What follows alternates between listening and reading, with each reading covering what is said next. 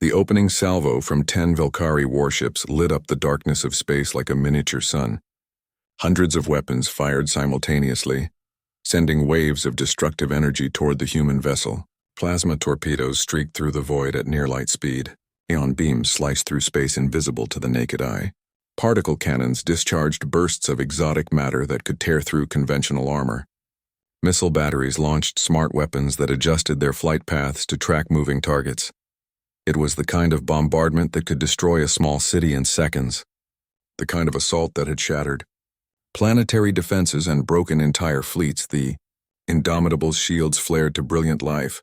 Layers of gravitational force fields surrounded the human warship like invisible armor. The incoming weapons fire struck these fields and deflected away, sent spinning off into empty space. Plasma torpedoes exploded harmlessly hundreds of meters from the hull. Ion beams dispersed into harmless radiation. Particle cannon shots dissolved into quantum foam before reaching their target. On the Valkyrie flagship, Tactical Officer Krenva stared at her displays in disbelief. "Admiral, our weapons are having no effect. Their shields are absorbing everything. Power readings show their defensive systems are operating at only 15% capacity." Admiral Krentok refused to believe what he was seeing. "Impossible. Concentrate all fire on a single point. Overwhelm their shields with focused bombardment." The Valkyrie fleet adjusted its tactics, all 10 ships targeting the exact same section of the human warship's shields. The combined firepower increased dramatically, energy readings spiking to levels that would have destroyed any known vessel. The Indomitable's shields held firm. Power consumption increased to 22%. Captain Dai-hyun watched the tactical displays with calm focus. The alien weapons were powerful, certainly more advanced than anything humanity had possessed 50 years ago. But they were still conventional energy weapons, and the Indomitable's gravitational shielding had been designed specifically to counter such attacks. "Shields holding steady." "Captain," reported Chief Engineer Tae-sung from his station, "we can maintain this defensive posture for 17 hours at current consumption rates. Longer if we reduce non-essential systems." "That will not be necessary, Chief." Dae-hyun turned to his weapons officer. "Sang-hoon, return fire. Disable their propulsion systems, but do not destroy them. I want them alive to carry a message back to their leadership." Weapons Officer Sang-hoon entered the firing commands with steady hands. Target selection confirmed. Firing railguns. The Indomitable's primary weapons were railguns, electromagnetic accelerators that could launch solid metal projectiles at 5% of light speed. Unlike energy weapons, railgun rounds carried kinetic energy that could not be easily deflected. They were simple, brutal, and devastatingly effective. 3 railgun turrets fired simultaneously. The projectiles were small, only 30 centimeters long and 10 centimeters in diameter, but at the speed they were traveling, each round carried the kinetic energy of a tactical nuclear weapon. The Valkyrie destroyers never saw them coming. Their sensors detected the launch, but the projectiles were too small and too fast to track effectively. By the time the alien ships attempted evasive maneuvers, it was already too late. The first round struck the second destroyer's engine section. The ship's shields, designed to stop energy weapons, offered no resistance to solid matter moving at relativistic speeds. The projectile punched through the engine housing like it was made of paper. The destroyer's main drive exploded in a cascade of secondary detonations. Emergency alarms shrieked across that ship's bridge as power failed and life support systems switched to backup. Batteries. The second and third rounds hit the 5th and 7th destroyers with identical precision. Both ships lost propulsion immediately, their engines reduced to twisted wreckage. The vessels began tumbling through space, unable to control their momentum. All 3 hits had been perfect. All 3 destroyers were disabled but intact. Not a single crew member had been killed. The human gunner had deliberately aimed for areas where casualties would be minimal. It had taken less than 6 seconds from the order to fire until the last destroyer was crippled. Commander, Young Mai coordinated the Indomitable's defensive systems from her station. Point defense arrays tracked incoming fire with incredible precision, targeting the most dangerous weapons first. Automated systems calculated threat priorities thousands of times per second, adjusting shield configuration to optimize protection. 98% interception rate, Young MI reported. The remaining 2% is being absorbed by our armor. No damage to primary systems, hull integrity at 100%. The 2% of enemy fire that made it through the shields struck the Indomitable's outer armor plating. This armor was made from materials that should not exist according to Velkari science. Compressed alloys forged under pressures found only in the cores of dying stars. The plasma that reached it splashed across the surface and dissipated harmlessly, leaving only scorch marks. Helm Officer Minseo executed evasive maneuvers that seemed impossible for a ship the Indomitable's size. The human vessel rolled, pitched, and accelerated with the agility of a fighter craft. Velkari weapons fire that should have found its target passed through empty space instead, the massive warship somehow anticipating each attack before it arrived. "How are they moving like that?" Thexler shouted on the Velkari flagship. "A ship that size should not be able to maneuver so quickly." Krenva checked her sensors again and again, hoping the readings were wrong. They were not. "Their inertial dampening technology is generations beyond ours, Commander. They are compensating for forces that would tear our ships apart." Admiral Krentok watched 3 of his destroyers tumble helplessly through space, disabled by 3 perfect shots. His face had lost its arrogant confidence. For the first time, doubt crept into his mind. But pride and decades of military training pushed him forward. "All remaining ships close to boarding range. We will swarm them with superior numbers, launch all fighter craft, prepare boarding parties." The Velkari battle cruisers and remaining destroyers accelerated toward the human warship, attempting to close the distance. If they could not defeat the humans at range, they would try to overwhelm them with close combat and boarding actions. It was a desperate tactic, but Admiral Krentok could see no other option. Captain Daehyun observed the alien fleet's new tactics on his displays. The enemy ships were spreading out, trying to surround the Indomitable from multiple angles. Small fighter craft were launching from carrier bays, hundreds of them swarming like insects. "They are attempting a boarding action," Commander Youngmi noted. "Shall I prepare counterboarding teams?" "That will not be necessary," Daehyun replied calmly. "Show them what the Indomitable was truly designed for. Release the drones." Hidden bays along the human warship's hull opened smoothly. From these concealed launch ports, 300 autonomous combat drones emerged into space. Each drone was roughly the size of a Velkari fighter craft, but operated with precision that no organic pilot could match. They were controlled by advanced artificial intelligence systems that could process tactical data and coordinate attacks in microseconds. The drones spread out in perfect formation, creating a defensive sphere around the Indomitable. When the Velkari fighters entered range, the drones opened fire with their own scaled-down railguns and particle beams. The alien fighters stood no chance. Velkari pilots tried to fight back, but their reactions were too slow compared to the AI-controlled drones. Fighter craft exploded by the dozens, their pilots ejecting in escape pods before their ships were destroyed. The drones deliberately allowed the escape pods to survive, another demonstration of precisely controlled force. Within 5 minutes, the entire Velkari fighter wing had been eliminated. Not a single drone had been lost. Admiral Krentok watched his fleet falling apart around him. 7 of his 10 ships were now disabled or heavily damaged. Fighter wings were destroyed. Boarding parties would never reach their target. And the human warship continued to float in space, its shields barely scratched, its weapons still barely used. "Admiral, we must retreat," Thexlar pleaded.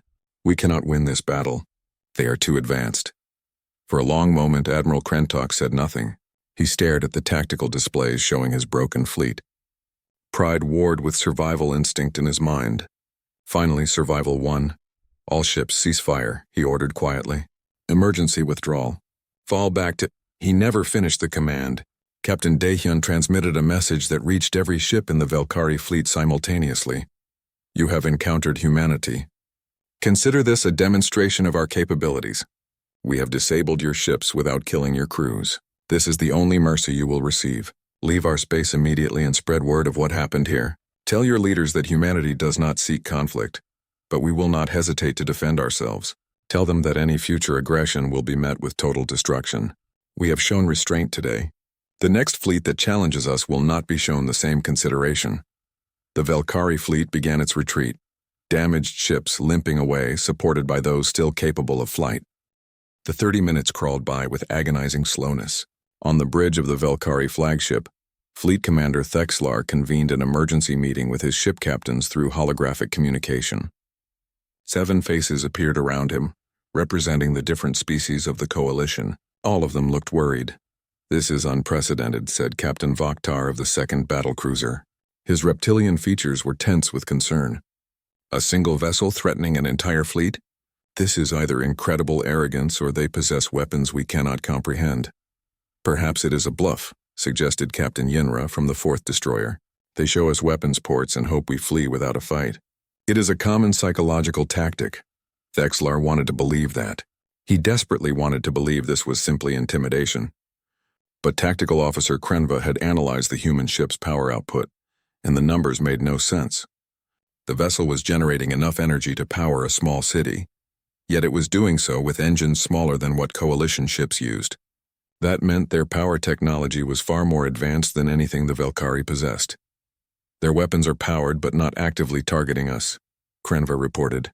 "It is a show of confidence. They are saying they can destroy us whenever they choose, so there is no need to lock weapons yet." That thought sent cold fear through Thexler's body. "We must contact Central Command. They need to know about this immediately." While the Velkari debated their next move, Captain Dai-hyun reviewed intelligence files on his own bridge. The information Earth had gathered about the Velkari coalition was extensive. For 5 years, human reconnaissance ships had observed the aliens from a distance, studying their technology, their tactics, their expansion patterns. Commander Young Mi stood beside the captain's chair, reading through the same files on her personal display. She was Dae-hyun's second-in-command, a woman known for her strategic thinking and calm demeanor even in crisis situations. "The Velkari coalition has been expanding aggressively for the past decade," Young Mi said quietly. "They have annexed 14 star systems from weaker species. Their usual tactic is intimidation first, then overwhelming force if the target does not surrender." "Then they chose the wrong species to intimidate," Dae-hyun replied. "Humanity does not surrender. Not anymore, not after everything we survived on Earth." Young Mi nodded, but her expression remained cautious. "Captain, we are alone out here. The nearest human battle group is 3 days away at maximum speed. If this turns into a fight, we will have no support." "We do not need support, Commander. The Indomitable was designed for exactly this situation." Dae-hyun gestured at the main screen showing the Velkari fleet. 7 ships against 1. In their military doctrine, those are overwhelming odds. But they have never fought humans before. They do not understand what our ships can do. Chief Engineer Tae-sung approached from the engineering station. He was an older man with gray hair and steady hands, someone who had worked on warship engines for 30 years. "All systems are at optimal capacity, Captain. Shields are ready. Weapons are ready. The ship is ready. We can maintain full combat status for 72 hours if needed." "Excellent work, Chief." Dae-hyun checked the countdown timer. 20 minutes had passed. The Velkari had 10 minutes left to decide whether to leave or stay. On the Velkari flagship, the decision was being made for them. A message arrived from Central Command, transmitted across the vast distances of space through quantum communication arrays. The response was not what Thexlar had hoped for. "Central Command orders us to hold position," he announced to his officers. "They are sending reinforcements. 3 additional battlecruisers will arrive in 4 hours. Until then, we are to maintain our current position and monitor the human vessel." "Commander, what if the humans attack before reinforcements arrive?" Krenva asked nervously. "They will not," Thexlar said with more confidence than he felt. "If they wanted to attack, they would have done so already. They are waiting to see what we do." But Central Command had also sent another order, one that Thexlar did not share with his crew. He was authorized to test the human vessel's defenses, not with a full attack but with a single shot. A warning to show that the Velkari fleet would not be intimidated. Thexlar struggled with the decision. Part of him knew this was foolish, but military pride and decades of training pushed him forward. The coalition had never backed down from anyone. To flee from a single ship would be humiliating. Tactical, prepare a single plasma torpedo, fire it past the human vessel, not at it. Close enough to be noticed, far enough to not be considered an attack. Show them we have weapons too. Krenva hesitated for only a moment before carrying out the order. On the main screen, a bright blue sphere of superheated plasma launched from the flagship's primary weapon port. It streaked through space at nearly the speed of light, heading toward a point several hundred kilometers from the human warship. It was meant as a warning, a demonstration of power. It never reached its destination. The Indomitable's point defense systems activated automatically the moment the plasma torpedo was fired. Sensors detected the launch, calculated its trajectory, and responded in microseconds. A beam of directed energy shot out from one of the human ship's smaller weapon ports. The beam was invisible except where it struck the plasma torpedo. The torpedo exploded in a brilliant flash of light, vaporized so quickly that Valkyrie sensors could barely track what had happened. The energy beam had been active for exactly 0.3 of a second. On the Indomitable's bridge, Weapons Officer Sang-hoon reported the engagement with professional calm. Point defense system engaged automatically, Captain. Incoming projectile destroyed at 200 kilometers. Threat neutralized.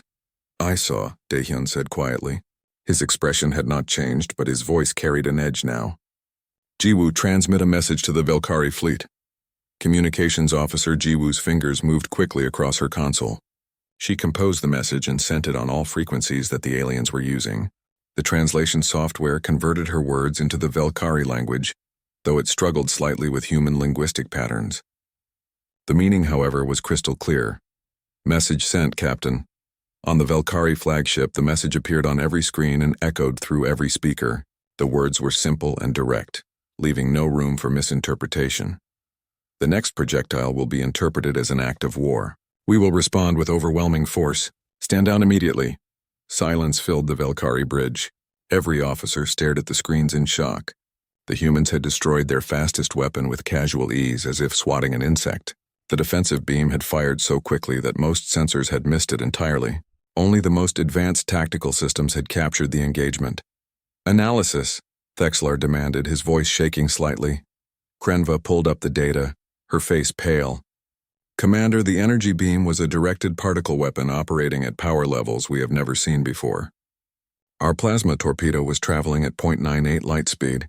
The human weapon tracked it, targeted it, and destroyed it in less time than it takes me to speak this sentence. If they can do that to our fastest weapon, then our shields will offer no protection at all. Several of the ship captains began requesting permission to withdraw. Their voices came through the holographic communication system, overlapping in their urgency. Thexlar raised one clawed hand for silence. We hold position, he said firmly. Reinforcements are coming. Central Command has ordered us to maintain our position, and that is what we will do. But no one fires another weapon. We wait. The Valkyrie fleet hung in space, weapons powered but unused. Before them, the human warship waited with infinite patience. The standoff had begun and neither side knew how it would end. But deep in his heart, Thexlar suspected that the Valkyrie had made a terrible mistake. 4 hours passed in tense silence. The Valkyrie fleet maintained its position, weapons powered but inactive. The human warship floated before them like a dark monument, completely still except for the gentle rotation of its sensor arrays. Then space itself seemed to tear open. 3 massive Valkyrie battlecruisers emerged from quantum slip space, their arrival announced by bursts of exotic radiation and gravitational distortions. The reinforcements had arrived, doubling the coalition fleet's strength. Now 10 warships faced the single human vessel. Admiral Krentok commanded the lead battlecruiser. He was old by Valkyrie standards, his scales darkened with age and scarred from decades of combat. He had fought in 17 major battles and never lost a single engagement. His reputation was legendary throughout the coalition military.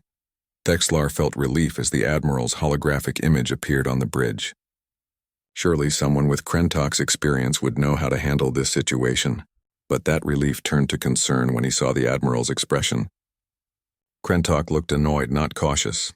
Fleet Commander Thexlar, your report made this situation sound dire, the Admiral said with barely concealed contempt. I see a single vessel surrounded by 10 of our warships. Where exactly is the problem? Admiral, you do not understand. That ship destroyed our plasma torpedo with ease. Their defensive systems are far beyond anything we have encountered. Their weapons technology is— I have read your report, Krentok interrupted. It sounds like you lost your nerve after firing one test shot.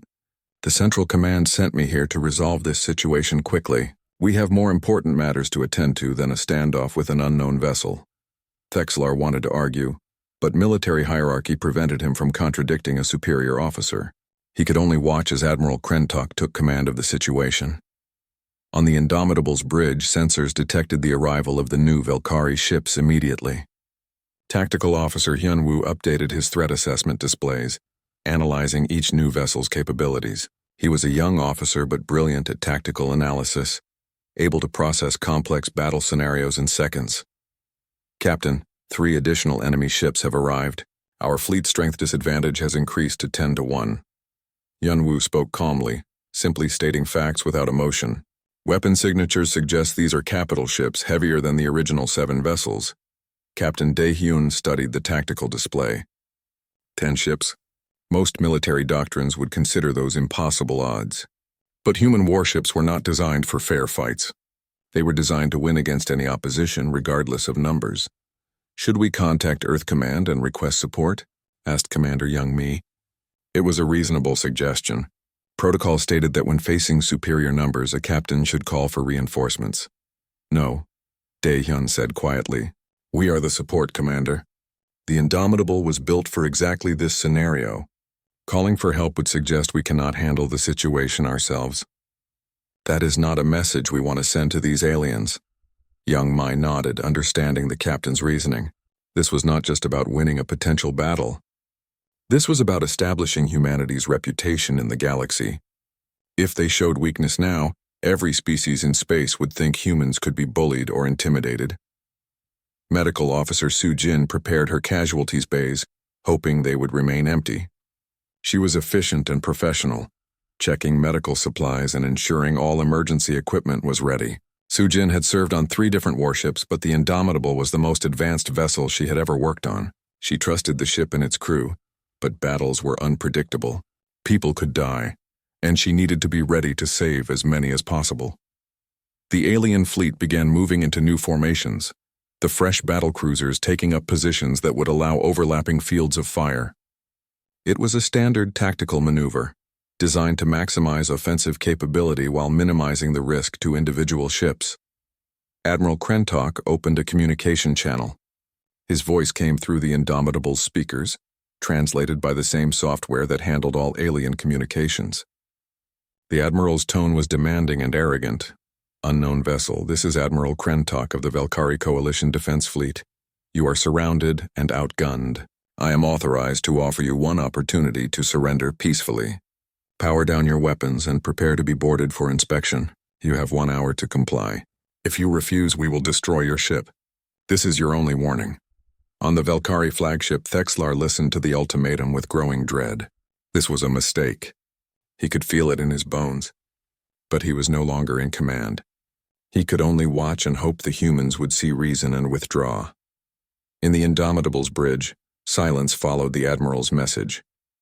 Several officers looked at their captain, waiting for his response. Captain Dae-hyun remained perfectly still for a long moment, then stood from his chair. He walked to the main viewport and stared out at the alien fleet. "Ji-woo, send a response. 1 word only. Tell them no." The communications officer transmitted the message immediately. A single word in the Valkyrie language appeared on every screen in the alien fleet. "No." Admiral Krentok's face darkened with anger. "They dare refuse? They have 1 ship against 10 and they refuse to surrender? Admiral, perhaps we should reconsider," Thexlar suggested carefully. "Their defensive technology is extremely advanced.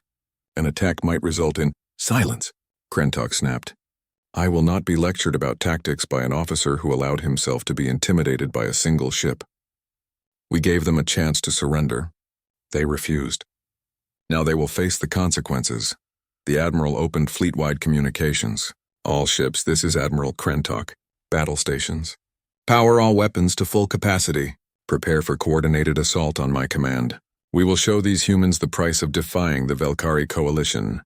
On the human warship, alarms began to chime softly. The Valkyrie ships were powering up their weapons, targeting systems going active. The energy signatures were unmistakable. They were preparing to attack. Captain Dae-hyun returned to his command chair and sat down slowly. He looked around his bridge, seeing the faces of his crew. These were good people, trained professionals who had prepared for this moment their entire careers. Some of them were nervous, but none showed fear. They trusted their ship, their captain, and each other.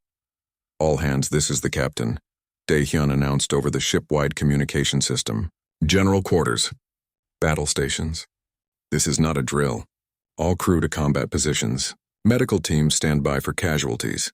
Engineering, I need maximum power to all systems. Weapons, prepare all batteries for engagement. Shields to full strength. Weapons Officer Sang-hoon's hands moved across his controls with practiced precision. Targeting solutions appeared on his displays, one for each Valkyrie ship. The Indomitable's fire control systems could track and engage all 10 enemy vessels simultaneously. Targeting solutions locked, Captain. Ready to fire on your command. Hold fire until they commit, Daehyun ordered. Let them fire first. I want there to be no doubt about who started this fight. The hour that Admiral Krentok had given them ticked away. 60 minutes became 30, then 15, then 5. The Valkyrie fleet moved into attack positions, weapons charged and ready. On both sides, crews waited with tense anticipation. The moment of truth was approaching. The countdown reached 0. Human vessel, you have refused our ultimatum. Admiral Krentok transmitted one final time. May your death serve as a lesson to others who challenge the coalition. All ships open fire. 10 Valkyrie warships unleashed their weapons simultaneously. Plasma torpedoes, ion beams, particle cannons, and missile batteries all fired at once. The space between the fleets lit up with deadly energy as hundreds of weapons discharged. It was enough firepower to destroy a small moon. All of it was aimed at the single human warship. The battle had begun. The darkness of space stretched endlessly in all directions. Among the distant stars, a fleet of alien warships moved in perfect formation. The Valkyrie Armada consisted of 7 massive vessels, each one representing a different species from the coalition. Their hulls gleamed with polished metal that reflected the light of nearby stars. Fleet Commander Thexelar stood on the bridge of his flagship, watching the main display screen with his 4 eyes. His scaled skin reflected the blue glow of the control panels around him. For 3 cycles, his fleet had been patrolling this sector of space without incident. It was routine work, boring even. The disputed territories of the outer reach were usually empty. But today was different. A low chime echoed across the bridge. Science Officer Vrenko turned from her station, her antenna twitching with excitement. Commander, we have detected something unusual. There is an object ahead, approximately 4,000 kilometers from our position. Thexelar moved closer to her station. What kind of object? Unknown, sir. It is large. Very large. The sensors are having difficulty analyzing its composition. Vrenko's fingers danced across her controls. The material. I have never seen readings like this before. The density is far beyond anything in our databases. The fleet commander felt a ripple of concern move through his body. In his 20 years of military service, Vrenko had never been confused by sensor readings. She was the best science officer in the coalition fleet. If she was puzzled, there was reason for caution. Show me visual, Thexelar commanded. The main screen flickered and changed. At first there was nothing but empty space and distant stars. Then the computer enhanced the image, zooming in on a dark shape that seemed to absorb light rather than reflect it. The object was angular, geometric, with sharp edges and flat surfaces. It looked like a massive block of metal floating silently in the void. Is it a ship? Asked Sub-Commander Prelnak from the tactical station. Unknown, Vrenko replied. It broadcasts no identification codes, no power signatures, no engine emissions. It appears to be completely inactive. Thexelar studied the image carefully. The object was at least 3 times the size of his flagship, possibly larger. Its design was unlike anything he had seen before. Most ships in the galaxy were smooth and curved, built to move efficiently through space. This thing looked like it had been carved from a single piece of impossibly dense metal. Could it be a derelict? Prelnak suggested. An ancient vessel from a dead civilization? Possible, Thexelar said slowly. But those materials. Communication Officer Pelvix transmits standard greetings on all frequencies.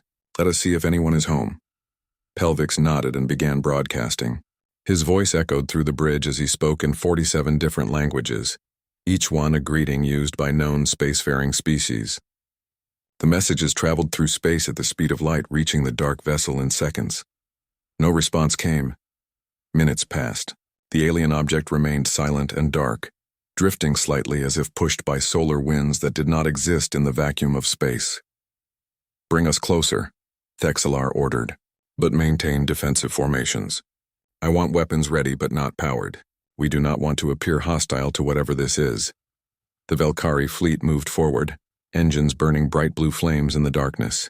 As they approached, the size of the unknown vessel became even more apparent. It was enormous, dwarfing even the largest Coalition battlecruiser. Strange markings covered its hull, symbols that meant nothing to any language database. Inside the mysterious vessel, Captain Dae-hyun sat perfectly still in his command chair. The bridge of the Kun's Indomitable was dimmed, running on minimal power. His crew worked quietly at their stations, monitoring the approaching alien fleet with professional calm. "They are transmitting greetings, Captain," said Communications Officer Ji-woo. She was young but highly trained, her fingers moving smoothly across her console. 47 different languages so far. "They seem confused by our presence." Dae-hyun allowed himself a small smile. "Let them wonder a little longer." "Weapon status? All systems ready but dark," reported Weapons Officer Sang-hoon. "We can go from 0 to full combat capability in 3 seconds. Good. Hold position. Let them get closer." The alien fleet continued its cautious approach. On the Valkyrie flagship, tension filled the bridge as the distance closed. 2,000 kilometers. 1,000. 500, Commander, Vrenko said urgently. "The material composition? This should not be possible. The density readings indicate metals that would require stellar forge temperatures to create. The energy cost to build something this large would bankrupt entire planetary systems." Thexler felt his primary heart skip a beat. Could it be a weapon? Some kind of massive bomb? "No, sir. The shape is wrong. This is definitely a ship. But who could build such a thing?" The answer came moments later. Without warning, the dark vessel came alive. Lights cascaded across its hull in waves of white and blue brilliance. Sections of the exterior that had appeared to be solid metal suddenly revealed themselves as transparent ports. Glowing with internal illumination, the ship was not dead. It had been sleeping and now it was awake. Captain Dae-hyun stood from his chair as his ship powered up around him. "Full systems online. Ji-woo, open a channel. Let us introduce ourselves properly." On the Valkyrie flagship, alarms began screaming. The unknown vessel had tripled in size on their sensors as stealth systems deactivated. Weapon ports opened along its hull like the eyes of some ancient predator opening after a long sleep. There were hundreds of them, perhaps thousands. "Defensive positions," Thexler shouted. "Power all weapons! Shields to maximum." The Valkyrie fleet scattered, breaking formation to establish firing solutions. But before anyone could act, a message came through on all channels. The voice was calm, measured, and spoke in perfectly translated Valkyrie language. "Attention, Coalition vessels. This space is claimed by the Korean United Nations and humanity. You are ordered to reverse course and leave this sector immediately. You have 30 minutes to comply. This is your only warning." Thexler stared at the main screen in shock.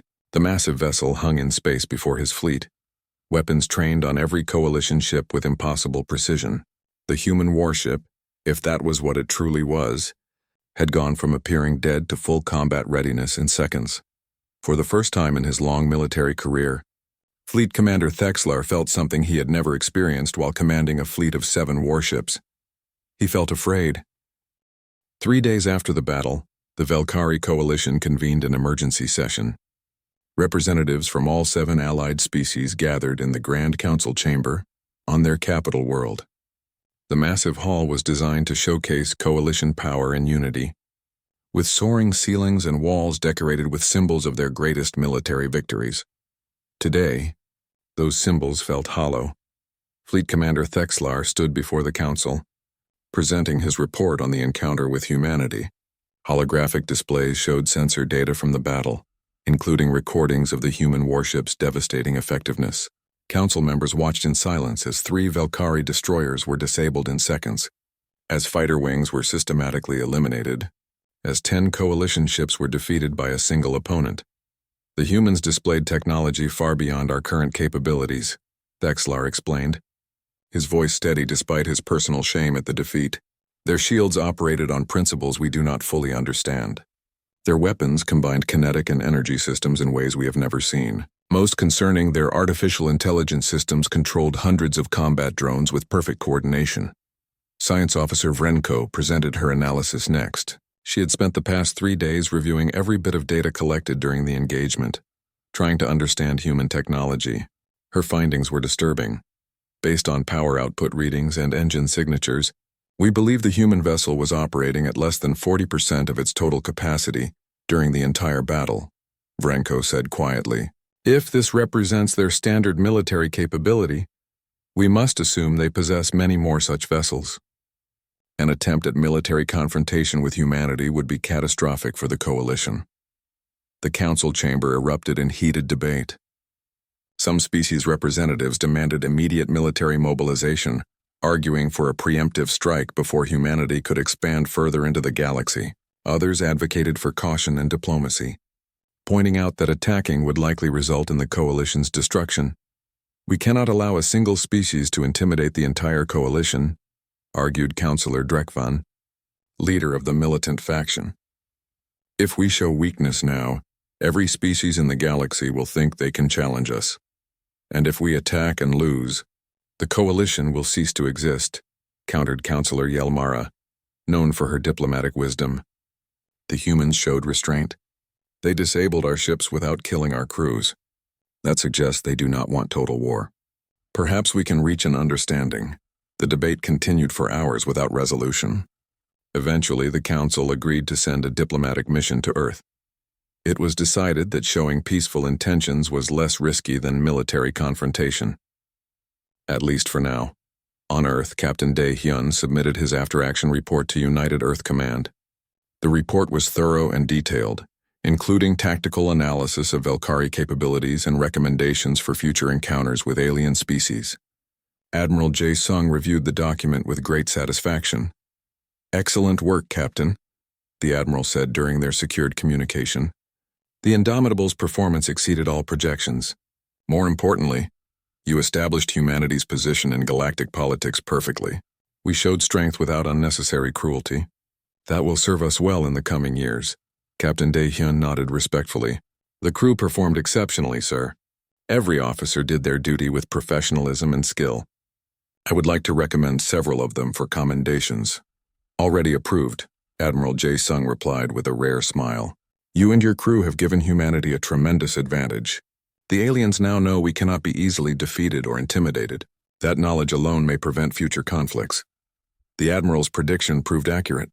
Within 2 weeks, a Velkari diplomatic vessel approached Earth, broadcasting peaceful intentions on all communication frequencies.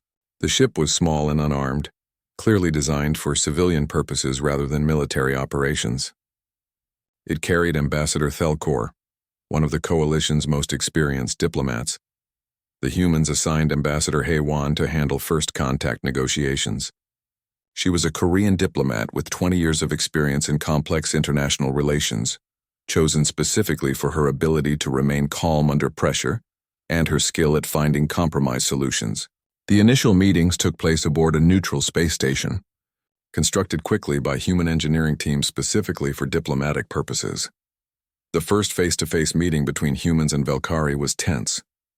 Ambassador Thelkor entered the negotiation room expecting to meet warriors and conquerors, beings who would demand submission and tribute. Instead, he found Ambassador Hae-won waiting with a simple table, comfortable chairs and refreshments suitable for both species biology. "Welcome, Ambassador Thelkor," Hae-won said calmly, gesturing to a seat. "Thank you for traveling all this way. I hope we can establish a foundation for peaceful relations between our peoples." The negotiations lasted for 3 weeks. Ambassador Hae-won's terms were clear and non-negotiable. Humanity wanted recognized borders, guaranteed by mutual treaty. They wanted non-aggression pacts with all coalition species. They wanted fair trade agreements based on equal partnership, not subordination. And they wanted absolute assurance that the coalition would never attack human interests or human allies. "You speak of allies," Ambassador Thelkor noted during one session, "but your species has only recently revealed itself to the galaxy. Who are these allies?" "We have been observing galactic civilization for years," Hae-won replied. "We have identified several species that the coalition has exploited or threatened. Those species will be offered our protection and partnership. Anyone who wishes to live free from coalition intimidation will find humanity to be a reliable friend." The message was clear. Humanity was not simply defending itself. It was establishing itself as a counterbalance to coalition expansion. Smaller, weaker species would no longer be forced to submit to Velkari demands. They would have another option. The negotiations concluded with the Treaty of Sol, named after humanity's home star system. The treaty established formal diplomatic relations, defined territorial boundaries, and created frameworks for peaceful trade and cultural exchange. Most importantly, it included a mutual defense clause. Any attack on humanity would be considered an attack on all treaty signatories and vice versa. Months passed. Humanity's sphere of influence expanded as more species signed onto the Sol Treaty. Human exploration vessels, always escorted by warships like the Indomitable, pushed into uncharted regions of space. New colonies were established on promising worlds. Trade routes opened, bringing wealth and resources back to Earth.